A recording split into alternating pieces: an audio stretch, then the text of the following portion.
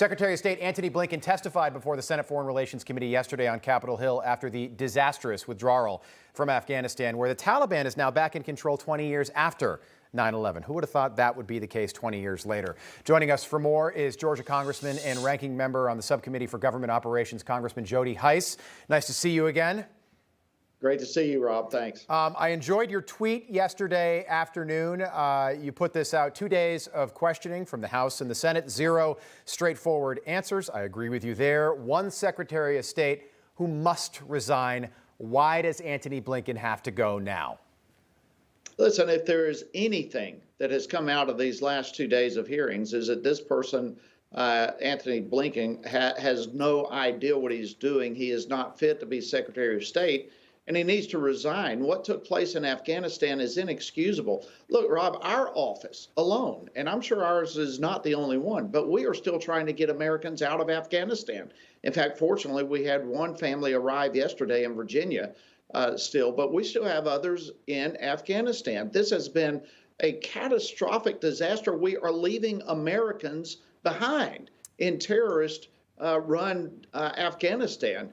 And yet here, Blinken is just acting as though everything is fine, taking zero responsibility, and he's unfit to continue serving as the Secretary of State. Yeah, just to pick up on that, of all people, it was Senator Mitt Romney who got the most clear answer from Antony Blinken yesterday. Blinken said there are thousands of Americans still behind enemy lines in Afghanistan right now. What do you make of the fact that private groups, many veterans groups, are still the ones that are getting American citizens out of Afghanistan and not the State Department? Listen, the State Department was the problem that we ran into over and over and over and over. Had it not been for private groups over there trying to help us get Americans out, there would be thousands and thousands of more Americans who were still over there.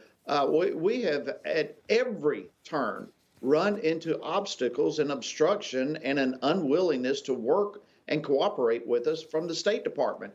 They have been the #1 problem in all of this, and yet another reason why Blinken needs to go. He's not accepting any responsibility for this. And look, he's not the only one. I mean, we've got Defense Secretary Austin and National Security Advisor Jake Sullivan. I mean, no one in this administration has resigned. No one has been released. No one has accepted responsibility.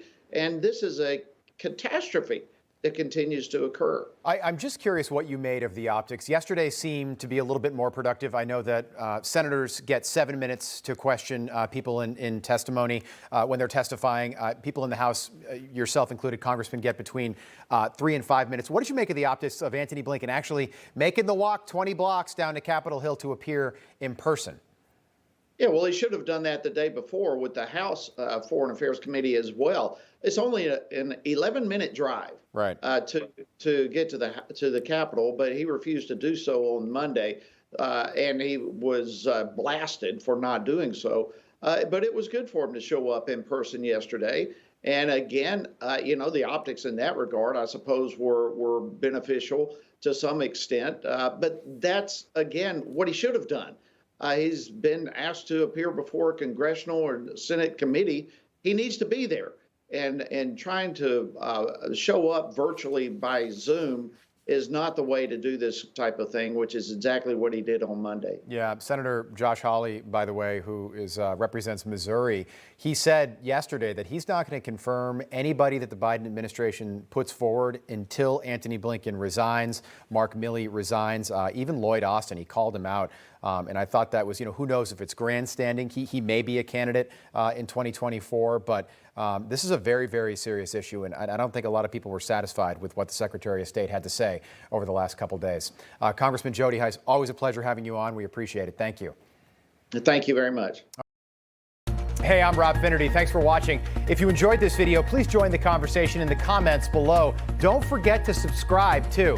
Hit the bell icon to be alerted to breaking news. And remember, there's a whole lot more on Newsmax TV, America's fastest growing cable news network.